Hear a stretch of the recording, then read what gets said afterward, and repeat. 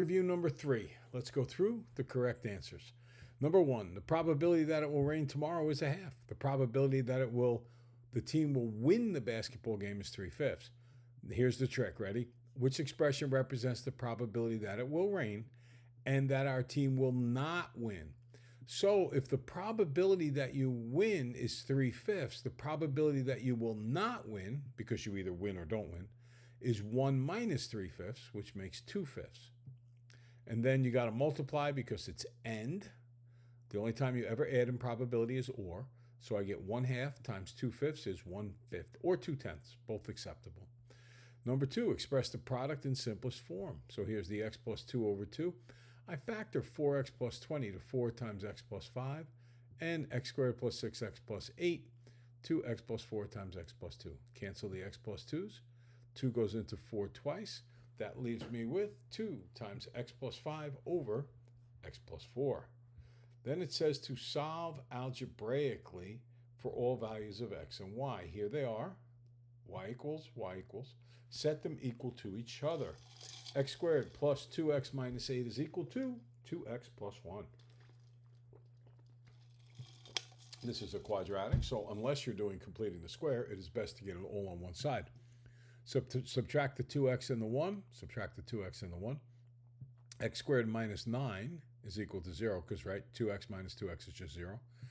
That's the difference of two perfect squares, x plus 3x minus 3. So the first one, remember, that's the case because they add up to 0 x's. We talked about that at length earlier in the year. I'm saving some room here so I could fit all these questions on the page. If x plus 3 is the factor, the answer is x equals negative 3. And if x minus 3 is the factor, it's x equals 3 is the answer.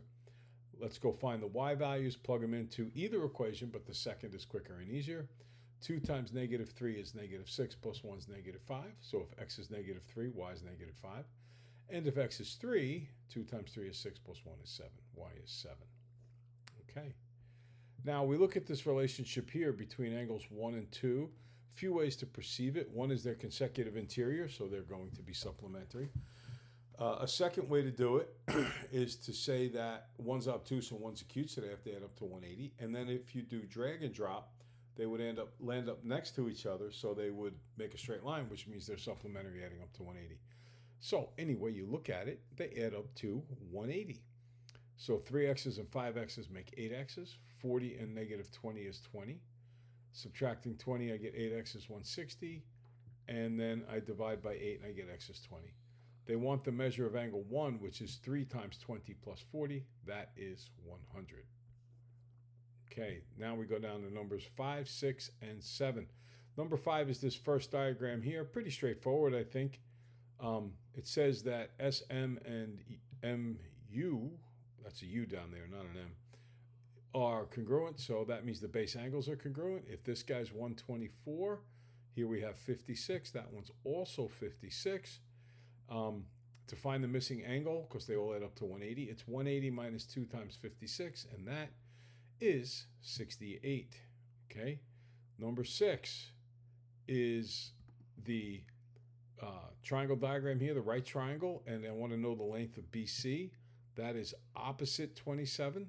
So opposite over hypotenuse is sine. So the sine of 27 will equal x over 26. As with the last video, I cross multiply, and I just put 26 sine 27. And that's literally what I type in the calculator. It'll tell you 11.8. Number 8 down here is x plus 4 over 2 equals 4 over x minus 3. Cross multiply. That means x plus 4 times x minus 3 will equal 2 times 4 is 8. Double distribute here. X times x is x squared.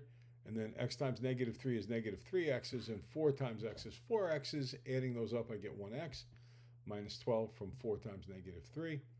Subtract the 8. And I get x squared plus x minus 20 equals 0. Because remember, we want everything on the same side unless, with a quadratic, something squared, unless we are doing completing the square. Again, trying to save some space here. Factoring, it's x plus 5 times x minus 4 is 0. So one solution is negative 5, one solution is 4. In this problem, it's said to only solve for the positive value. So the only one I circled is 4.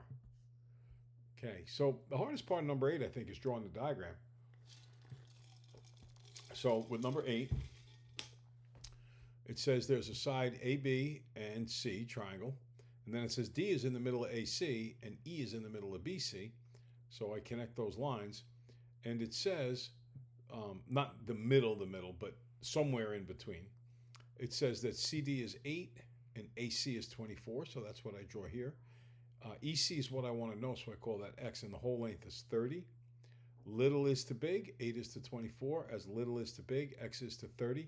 Cross multiplying, 24X is 240, so X works out to be 10. Number 9, find the sum. Well, anytime we add or subtract anything on the face of the earth, this goes all the way back to our beginning lessons, whether it was lining up decimals, so we got tenths with tenths, or whether it was lining up puppy dogs and kittens, adding those up, or fractions getting that same denominator. In this case, I need 3x. So what does the denominator on the right have that the left needs? It needs an x. What does the denominator on the left have that the right needs? It needs a 3. So now my denominators are both 3x, right? I do x over x here, 3 over 3 here. Distributing the x, I get x squared minus 6x over 3x, plus 3x plus 6, distributing the 3 there over 3x. Adding them all together, I get x squared minus 3x plus 6 over 3x. Okay, number 10, I really jammed it in here, so sorry, but remember, a is always the number in front of x squared, so it's 1. B is always the number in front of the x, so it's negative 6. C is always the number, the constant by itself, so it's negative 2. That's what I wrote over here. And then there's your quadratic formula, and I do most of this work just quickly in my head. X is going to equal the negative of negative 6 is 6, plus or minus. Negative 6 squared is 36, minus 4 times 1 times negative 2. That's 8 when you put it all together. And then, of course, 2 times 1 is 2. So I get 6 plus or minus the square root of 44 over 2. And the square root of 4 is, if you break down the square root of 44, it's radical 4 times radical 11, which is 2 radical 11. And the 2 reduces with the radical 4 and the 6 to make 3 there. So it's 3 plus or minus radical 11. If you see something like this on your test, on your final exam, I will make sure that you don't need to simplify the radical. So that instead of like square root of 44 here, I may put the square root of 43 because that can't be reduced. So it saves you a little bit of a step because we did not talk about that kind of thing. Number 12, solve the following systems. It says graphically or algebraically. We want to do it algebraically. Here it is down here, number 12. I'll go back to 11 in a minute. So y equals x squared plus 2x minus 3. And I did a little step in my head here. I subtracted the 2x from both sides, and I got y equals negative 2x minus 3. Then set them equal to each other. I get x squared plus 2x minus 3 equals negative 2x minus 3. Adding 2x and 3 to both sides, I get x squared plus 4x, right? Negative 3 and plus 3 adds up to 0. Factoring, I get x times x plus 4 is 0. Saving space here, maybe it's the guy on the left, x is 0. Maybe it's the guy on the right, x is negative 4. If x is 0, substituting back into either formula, preferably the second one because it's easier, y is negative 3. And if x is negative 4, y is 5. Okay? Now let's go with number 11, which I kind of skipped over here. 11's up here. And for both 11 and 13, you're going to have to just watch that I did the factoring and the canceling in the same space. So the first one factors to 2y times y minus 3 over 2y plus 1 times y minus 4. Double distribute that back on your own to check and see that it works. It does. This is one of those ones where it's the plan B factoring, where you have to multiply the last term by the leading coefficient and then divide it back out. So that's 2y plus 1 times y minus 4. And then it's a division, so we have to flip it, right? Take the reciprocal. So that on the numerator, difference of two perfect squares, y plus 4, y minus 4. In the denominator, multiply out to negative 12, add up to 1. That would be positive 4, negative 3.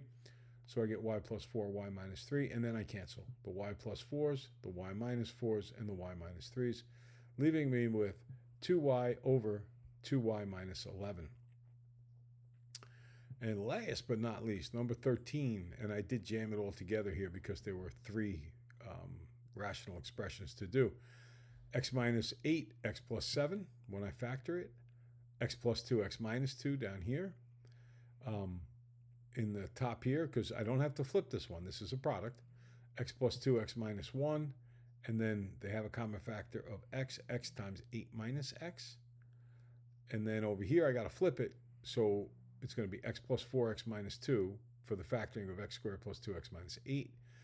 And for the factoring of x squared plus 6x minus 7, it's going to be x plus 7, x minus 1. Start canceling. X plus 2's, done. X minus 2's, done. X minus 8 and 8 minus x gives you a negative. That's the tricky -1 cancellation. And then x plus 7's cancel out. So I'm left with just -1 over x. And that is your final answer. Have a great day.